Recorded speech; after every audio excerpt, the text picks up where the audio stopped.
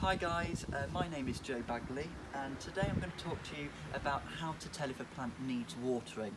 The most common issue with indoor gardeners is overwatering, and that's people who just give it a little bit of water each couple of days but not knowing actually a little bit of underwatering and then a good amount of drench afterwards is actually better for plants. So foliage plants like the peace lily, what you want to do is feel the weight of the plastic pot. Now don't feel the weight of it all together because it's going to feel heavy anyway. And you only water foliage plants once the pot starts to feel light. You can also put your fingers in the soil, probably about a third of the depth, to check if it's dry. You only need to water it a good amount and make sure that when you water it that all of the excess moisture freely drains from the pot.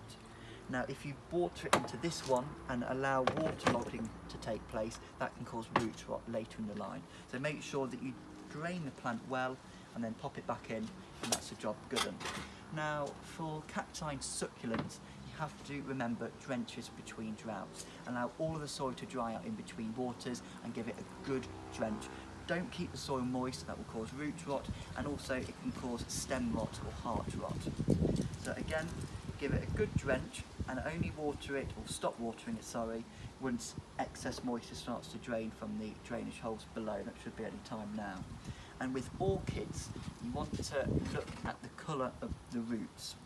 Now with this one, you only want to water it once the roots turn a little bit silver, like we've got here. And when you do water it, the roots will turn green, and then that means you've hydrated it sufficiently.